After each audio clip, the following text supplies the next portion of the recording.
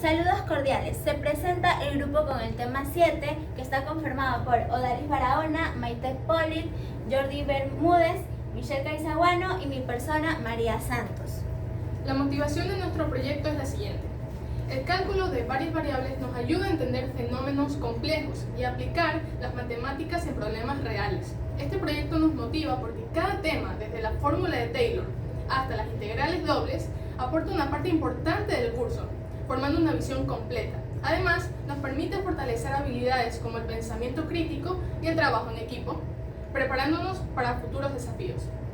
Ok, como objetivo general tenemos analizar y demostrar las aplicaciones del cálculo multivariable en la resolución de problemas reales y matemáticos, a través del estudio de optimización de funciones e integrales dobles, triples, para evidenciar su relevancia en la modelación matemática y el análisis geométrico. Y como objetivos específicos debemos aplicar el uso de graficación para establecer los límites según el orden de integración, que nos permitirá el cálculo normal, la visualización y análisis de regiones en el espacio. Como último objetivo tenemos determinar la importancia de optimizar con el uso de fórmulas y extremos relativos para la aplicación de conceptos a problemáticas a resolver. Como introducción veremos temas muy importantes como para optimización, como son polinomios de Taylor, lo que son extremos relativos y cálculos de áreas, ya sea con integrales dobles, integrales triples y lo que son volumen, ¿no? Utilizando las integrales de varias variables. También veremos aplicaciones relacionadas con nuestra vida cotidiana y cómo podemos aplicar todos estos conceptos que vamos a estudiar y ver en el transcurso de este proyecto. Hola, ¿qué tal? Yo les voy a hablar sobre lo que vendría a ser el polinomio de Taylor, o también conocidos como las series de Taylor. Para empezar, tenemos que primero referirnos a lo que vendría a ser un polinomio de Taylor de cálculo de una variable, para tener una idea de lo que vamos a hacer en varias variables, ¿no? Recordando, para aplicar la fórmula del polinomio de Taylor, f de x tiene que ser una función diferenciable, ¿ok? Esto siempre se tiene que cumplir, si no, no se puede realizar ningún proceso, así que tenemos que asegurarnos de eso, de que la función sea diferenciable. Muy bien, una vez teniendo esto, yo les voy a poner un ejemplo clásico, que es la función exponencial e a la x. Tenemos esta función, ¿verdad? E a la x, en el cual digamos que nosotros queremos evaluar puntos. Como ejemplo sencillo, por ejemplo, digamos que nosotros queremos evaluar el punto 0, ¿verdad? Entonces tenemos f de 0 es igual a L a 0 y todo número elevado a la 0 es 1. Claro, es algo sencillo, ¿no? Pero, ¿qué pasa si nosotros queremos evaluar puntos, digamos, un poco más complicados? Ya digamos que nosotros tenemos esa misma función e a la x, pero queremos evaluar el punto, me invento, 0.001. Ya, esto que sería igual a e elevado a 0.001, ¿verdad? Y bueno, pues claramente hacer esto sin calculadora es muy complicado. Entonces, aquí es cuando aparece la famosa serie de Taylor. Para eso se inventaron. Podemos ver en la gráfica de acá que tenemos la función exponencial e a la x, que está pintada de azul. Bueno, esta función de aquí, como tenemos, digamos que el punto del que estábamos hablando era el punto 001, ¿verdad? Entonces, aproximadamente debería estar por aquí el puntito, ¿no? Aproximadamente 001 ya. Ahora, nosotros estamos hablando de contornos, ¿no? Entonces, el punto, vamos a hacer un contorno, un espacio más pequeño, ¿no? O sea, tenemos ese entorno. Ya, en ese entorno, más o menos por aquí, tenemos el valor, ¿no? El valor respectivo en y, pues, ¿no? De la función. Como obviamente hacerlo sin calculadora es muy complicado, ¿qué hacen los polinomios de Taylor? Los polinomios de Taylor están definidos, por ejemplo, en cálculo de una variable por esta función. F de x es aproximadamente igual a la sumatoria que empieza en el índice igual a 0 hasta n de la función elevada a la n en el punto x sub 0 sobre n factorial por x menos x sub 0 y todo eso elevado a la n. Esto sería obviamente para una variable. Ya, en sí, ¿qué hacen los polinomios de Taylor? Lo que hacen los polinomios de Taylor es convertirte en una función súper complicada, como por ejemplo e a la x, un coseno, un seno, en una función mucho más sencilla de resolver, lo que vendría a ser un polinomio, ¿verdad? Porque imagínense, resolver esto de aquí es muy difícil, ¿no? O sea, es complicado, pero resolver, digamos que una vez nosotros utilizamos el polinomio, llegamos a que esto da igual a x más x al cuadrado más x al cubo más 5x a la cuarta, me estoy inventando ya. Tenemos un polinomio de cuarto grado. Como podemos ver aquí en la gráfica, aquí está cuarto orden de Taylor. Es una función polinomial que pasa por el punto de la función, ¿verdad? Se acerca a millón, se parece mucho a la función de la x. Y ojo, los polinomios de Taylor son aplicados para un punto en específico, ¿ok? O sea, es decir, si nosotros llegamos a cambiar el punto, estaríamos hablando de otra función, ¿no? Entonces, es importante recalcar esto de aquí. Muy bien. Tenemos esta función que me acabo de inventar de cuarto orden de Taylor que pasan, como repito nuevamente, muy cerca del punto, del entorno. Ahora, obviamente es mucho más fácil calcular polinomiales, ¿verdad? Porque aquí simplemente son sumas, ¿verdad? Reemplazo, sumo y ya está. Entonces, básicamente los polinomios de Taylor sirven para hacer aproximaciones. Ojo, no es un valor exacto, ¿ya? Entonces, eso es bastante importante recalcar. Sirve para aproximar una función, es decir, va a haber un margen mínimo de error. Ahora, sabiendo este concepto de aquí, vamos a pasar con el concepto de varias variables. Ok, a continuación, ya teniendo en claro el concepto del polinomio de Taylor en una variable, vamos a pasar a varias variables, que prácticamente sigue siendo lo mismo, solamente que estamos hablando ya de n dimensiones, ¿verdad? Un claro ejemplo es esta función que tengo aquí, la que está de color azul. La función vendría a ser obviamente la que está de color azul y la de color rojo vendría a ser el polinomio de Taylor, ¿verdad? Que nuevamente el polinomio de Taylor no es más que una aproximación de una función compleja a una cuadrática, que, bueno, no cuadrática, sino más bien una polinomial que es mucho más sencilla de resolver. En este caso es fundamental aclarar que hay polinomios de Taylor de primer y segundo grado. Algo importante acotar es que mientras el grado sea mayor al que tú cojas, la aproximación va a ser mucho más exacta. O sea, por ejemplo, digamos que esta aproximación del polinomio nos da aproximadamente, digamos, una x más x al cuadrado más 3x al cubo, me invento. Obviamente esta va a ser mucho más exacta que, digamos, que una aproximación lineal, ¿ya? O sea, o de primer orden. De esta clase se va a enseñar simplemente los que vienen a ser los polinomios de primer orden, que serían primer grado, aproximación lineal, y segundo grado, aproximación cuadrática. Nuevamente, entre por ejemplo la lineal y la cuadrática, la que va a ser más exacta va a ser la cuadrática, porque mientras más derivadas, por así decirlo, se cojan, la función va a ser nuevamente más exacta, más aproximada, ¿no? Entonces ahora sí vamos con la fórmula general. Para esta fórmula es importante que nosotros tengamos punto y función, ¿verdad? Tenemos nuestra función cualquiera, que en este caso, por ejemplo, tenemos a f de x, y es igual a 20 por Euler, todo eso elevado a la menos x al cuadrado más y al cuadrado y todo eso al cuadrado. O sea, imagínense, digamos que yo quiero evaluar el punto en, yo qué sé, 0.1, 0.2. Va a ser obviamente algo muy complicado, ¿no? Entonces, para eso se usa el polinomio de Taylor, para eso mismo. Así que ahora sí, teniendo punto y función, en este caso, nuestro punto, ¿cuál sería? Sería x sub 0, y sub 0, ese sería nuestro punto, ¿no? Queda igual que f de x, y es igual a la función evaluada en el punto, más la matriz jacobiana, más un medio de la variación en x por la variación en y por la matriz hessiana, ¿ok? Listo, esto de aquí es importante recalcar que hay un residuo también, porque estamos cumpliendo una igualdad. Como es una aproximación, no va a ser totalmente exacta, entonces por ende va a haber un margen pequeño de error. Ya, es importante recalcar la aparición del residuo, ya que si no estuviera, entonces la igualdad no se cumple, tenemos que decir que esto es aproximadamente esto de aquí, pero en este caso como el residuo sí está, lo dejamos nomás como que es nuestra igualdad. Ahora, esta es la fórmula general de segundo orden, ¿ok? La fórmula de primer orden simplemente es hasta aquí, hasta antes del 1 medio. ¿Ya por qué la pongo así? Porque obviamente es más importante priorizar la más grande, porque vamos a utilizar las dos, ¿verdad? Entonces por eso yo ya la pongo así general de eso, es decir, desde aquí hasta acá, toda la fórmula es la de segundo orden, pero simplemente de aquí hasta aquí vendría a ser la de primer orden. Y ya está. Eso sería todo. Muy bien, chicos, a continuación vamos a dejar dos problemas planteados para resolverlos más adelante. El primer problema dice: determina la función de Taylor de segundo orden en el origen para la función. Tenemos f de x, y igual al logaritmo natural de 1 menos x más el logaritmo natural de 1 menos y. Recordemos que es importante que para resolver los polinomios de Taylor nos tienen que dar el punto, ¿verdad? Punto y función. Ya tenemos la función, y ¿cuál sería el punto en este caso? El punto de x, y sería igual al origen, que el origen ¿cuál es? Es el 0,0, ¿no? Muy bien. Nuevamente, en el segundo problema tenemos determine la función de Taylor, otra vez de segundo orden. En el origen para la función tenemos f de x, y, 1 sobre 1 más x más y.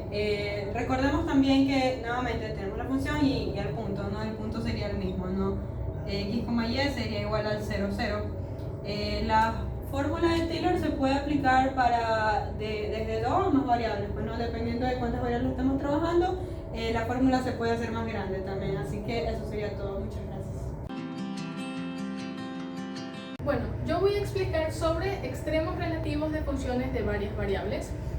Nosotros en cálculo de una variable aprendimos a hallar los puntos máximos y mínimos de una función, ¿correcto? Mediante puntos críticos.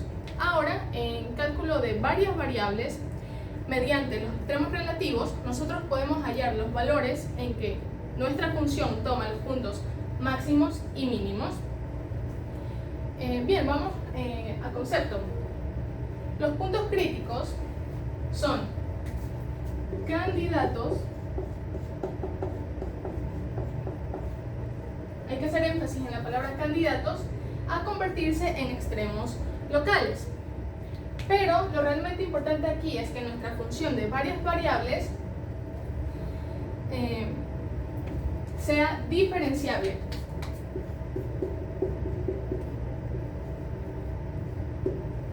Y que además el gradiente de nuestra función se anule, es decir, que sea igual a 0, que nuestras derivadas parciales sean igual a 0. Ahora, una vez nosotros hallamos los puntos críticos, es necesario que determinemos si este punto crítico pertenece a un máximo relativo, a un mínimo relativo o si es un punto de silla. ¿Cómo hacemos eso? Bueno, aquí es cuando usamos el criterio de la matriz hessiana. Básicamente, lo que ven aquí es la matriz hessiana para una función de dos variables. Ahora bien, ¿cómo aplicamos este criterio? Bueno, hallando la determinante de nuestra matriz. Básicamente, si la determinante es mayor que 0 y además la derivada parcial, la segunda derivada de nuestra función con respecto a x es mayor que 0, entonces estamos hablando de un mínimo local.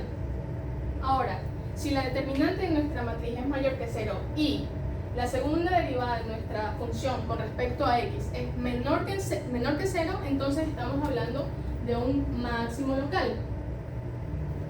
Tenemos un tercer caso, que es cuando nuestra determinante es menor que 0. Ahí estaríamos hablando de un punto de silla. Aquí tenemos el ejemplo de un paraboloide elíptico que tiene la forma de una silla de montar. Básicamente, cuando estamos hablando de un punto de silla, decimos que se presentan los dos casos. Básicamente, que hay un máximo relativo y hay un mínimo relativo. Desde aquí se puede apreciar que hay desde esta dirección, que estamos hablando de un mínimo relativo. Sin embargo, si lo tomamos desde aquí,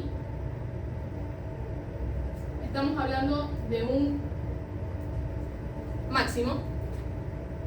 Y por último, cuando nuestra determinante es igual a 0, bueno, básicamente el criterio no es concluyente y habría que determinar o hacer otros métodos para determinar, valga la redundancia, el comportamiento de dicha función. Ahora vamos con los ejercicios propuestos. Y bueno, aquí están los dos ejercicios propuestos. El primero dice, se define la función f tal como f de x, y, x a la cuarta más y a la cuarta menos 2x al cuadrado menos 8y más 1. Literal A, haya los puntos críticos de f. B, clasifique al menos 5 de los puntos críticos de los encontrados en el literal A. El segundo ejercicio propuesto es, considere f de x, y igual a menos 2x al cuadrado menos y al cuadrado más xy más 8x más 3y. Encuentre sus puntos críticos y clasifíquelos como extremo, local o punto de silla.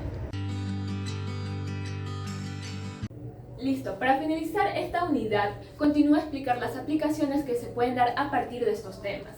Estas herramientas como conceptos y prácticas nos permiten facilitar el desarrollo de actividades en el campo laboral. Es decir, existen un uso real en varios contextos, ya sea física, estadística, entre otros. Es por ello que, a base del módulo de optimización de funciones de escalares de varias variables, les explicaré 2 ejercicios para demostrar su uso e importancia en la vida, digamos, real. Para empezar, debemos tener en mente el concepto de optimizar. Como la palabra lo dice, es aprovechar correctamente los recursos dependiendo de lo que se quiera obtener, tanto máximo como mínimo. Además, también existen lo que serían los relativos, que obviamente serían los relativos locales. También, ya sea en relación a las funciones escalares, que nos indica que a partir de un par ordenado, que sería de 2 variables, nos da como resultado un número escalar. Ya con estos conceptos podemos dar a continuación la explicación de los 2 ejercicios. Presentando estos ejercicios nos podemos dar cuenta que son de uso de la vida real, como por ejemplo en el primero, en el cual nos dice que la empresa Valcor se emplea X de mano de obra y Y unidades de capital para elaborar Q unidades de su producto en base a dicha función. La empresa dispone de 60.000 para invertir en producción y le cuesta 200 por cada unidad de mano de obra y 300 por cada unidad de capital empleado. Aquí lo que nos está requiriendo es maximizar la producción, dependiendo de con cuántas unidades de mano de obra y capital para asignarse para ello. Es decir, vamos a usar optimización, la cual, no mencioné antes, obviamente se debe usar lo que son las derivadas. Y para el caso de que ya al ser más de una variable, se debe indicar la de usar las derivadas parciales, derivar en X o derivar en Y respectivamente, y dependiendo obviamente del caso. Continuando, aquí en la primera se requiere maximizar.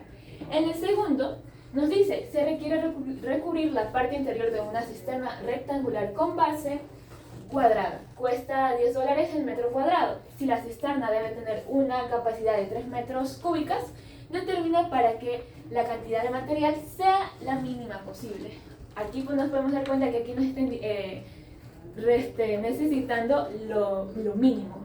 Es por eso que en estos ejercicios, esta unidad de optimización sí se lo usa en la vida real, así que para poder aplicarla, la cual acá nos pide la máxima, digamos, sería maximizar la producción, en propias palabras, y en el segundo ejercicio es requerir los mínimos recursos para obtener un buen resultado en lo que sería en el uso de cantidad de material para la cisterna que nos está requiriendo en este ejercicio.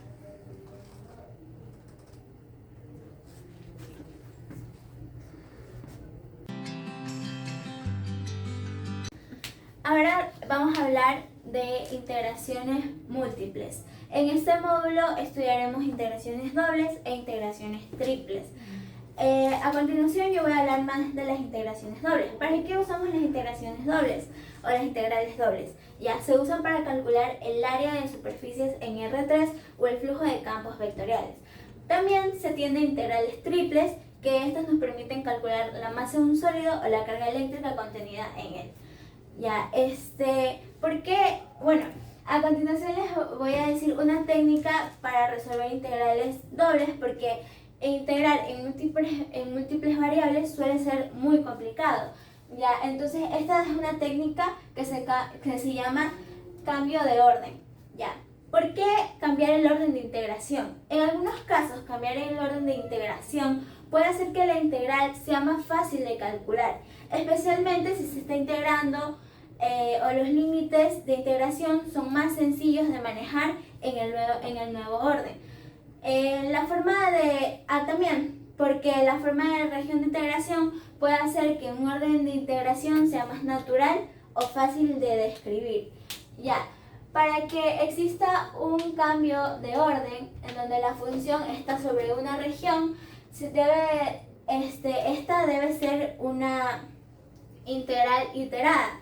¿Cuál es el concepto de integral iterada? Es que la región debe estar contenida en X y Y que pertenecen a R2, y X debe estar en un intervalo entre A y B, y Y tiene que estar en un intervalo entre G1 y G2.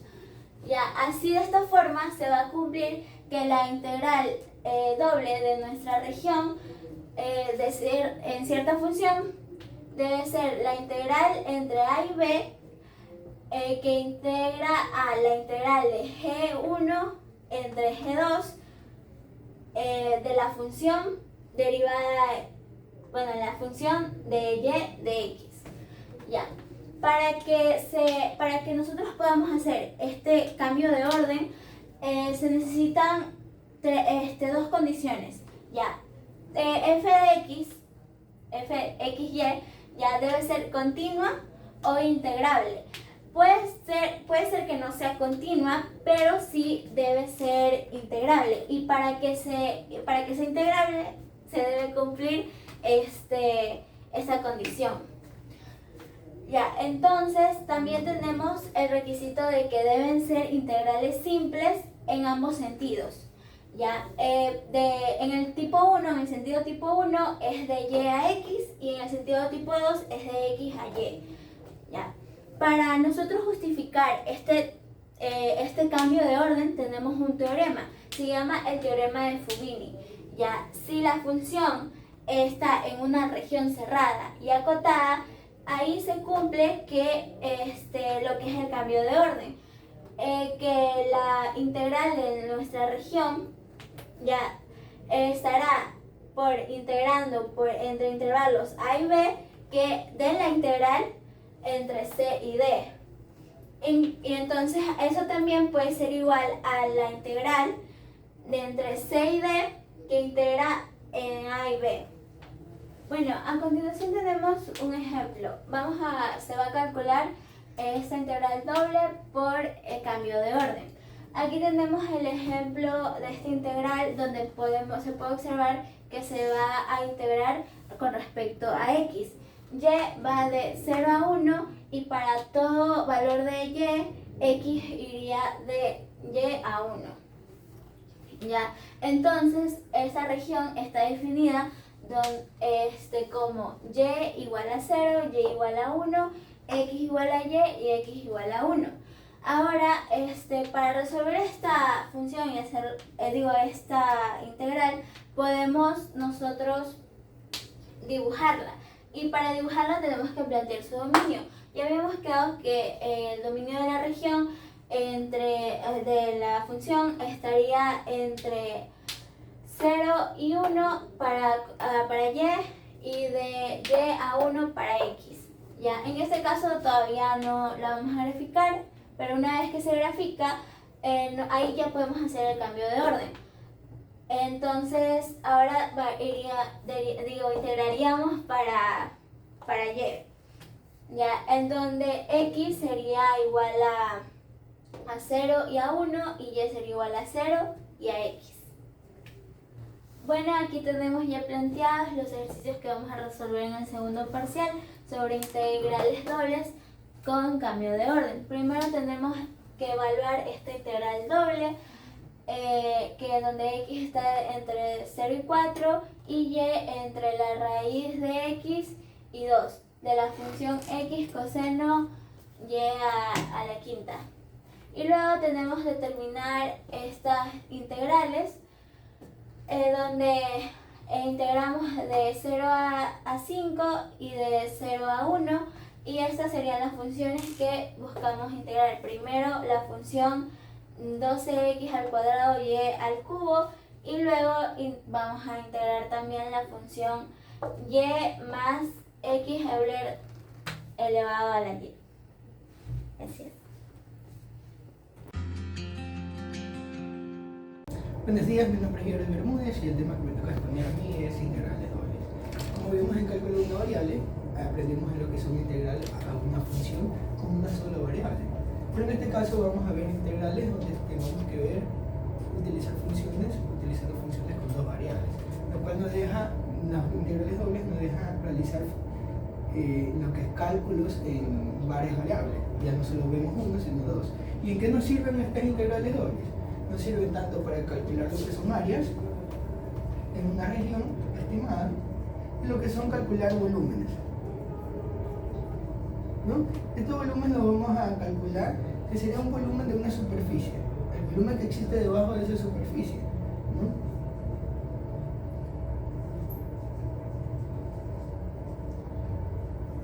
¿Y cómo es la notación de estas integrales dobles? Recuerden, como teníamos en integrales simples, que solo tenemos una orejita, ¿no? En este caso vamos a tener dos, que van a estar representadas en una región. Vamos a tener una función y que va a estar por el diferencial de ¿qué? Del área, ¿no? Que sería el que vamos a integrar, ¿no? En este caso, cuando nosotros vemos lo que son integrales para calcular el área, nosotros lo vamos a centrar en lo que es esa área, en esa superficie, ¿no? Que es en el plano. Nosotros vamos a tener una región rectangular, ¿no? O limitada por curvas, ¿no? Nosotros vamos a guiar en esta región de aquí, ¿no? Y nosotros vamos a tener nuestras diferenciales, que en este caso nuestras diferenciales de área puede ser tanto diferencial de x por diferencial de y, o diferencial de y por diferencial de x, ¿no? Y así podemos encontrar lo que son la área de esas intersecciones de esas curvas, ¿no? En este caso ponemos que aquí tenemos A, aquí tenemos B, ¿no? Y en el eje Y tenemos el punto C y el punto D, ¿no? Donde lo vamos a poner aquí, ya que nuestro diferencial de área va a ser igual de x, de y y de D y C. ¿No? ¿Cómo resolvemos una integral doble? No somos integrales integradas, ¿no? Que vamos a resolverlas de adentro hacia afuera, ¿no? Primero vamos a integrar lo que tenemos adentro y luego vamos a integrar los extremos, ¿no? La parte aquí. Ahora, ¿qué pasa cuando vamos a integrar ya no solo un área, una región, sino una superficie debajo de la curva? En este caso sería, tenemos nuestra región y tenemos nuestra función dada, que sería nuestra curva, o el diferencial de área. En este caso la vemos en 3D, ¿no? Y tenemos una superficie dada. Y en esa superficie vamos a coger una pequeña región y queremos observar cuál es ese volumen debajo de esa región, ¿no? Y así vamos a encontrar nuestro diferencial. Vamos a aplicar lo que es cálculo integrales dobles para calcular lo que son volúmenes. ¿Sí? Para el tema de lo que es cálculo de áreas y volumen para aplicando integrales dobles, tenemos dos ejercicios propuestos, ¿no? Los cuales los dos nos ayudan a calcular lo que tanto el volumen de una losa como el terreno rectangular el área rectangular de un terreno, ¿no? En el primero nos dice que calculemos la losa de concreto, cuál es su volumen, que varía según la función dada, ¿no? Sobre un terreno que mide 5 metros por 2. En el segundo es el área de un terreno rectangular que tiene vértices tanto en los puntos 0, 0, 4, 0, 4, 2, en una región limitada por tres funciones, que es y0, y igual a x igual a 4 y y igual a un medio de x, ¿no? Estos son los ejercicios propuestos para aplicar el tema, lo que es integrales dobles para los cálculos de áreas y volúmenes.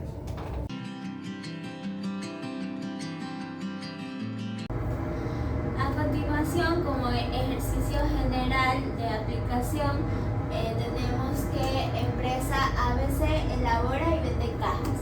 A continuación, debe incurrir en ciertos costos para construir una caja rectangular cerrada con un volumen de 160 centímetros cúbicos empleando tres tipos de materiales.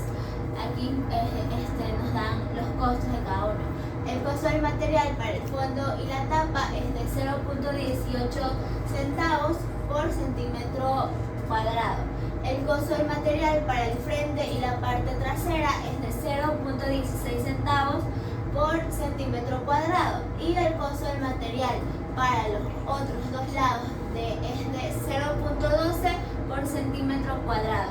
A continuación vamos a calcular las dimensiones de la caja de modo que el costo de los materiales sea el mínimo y el costo de venta para la caja. Normalmente los costos de venta se sacan en las empresas industriales y nuestra empresa es de de ese tipo de industria.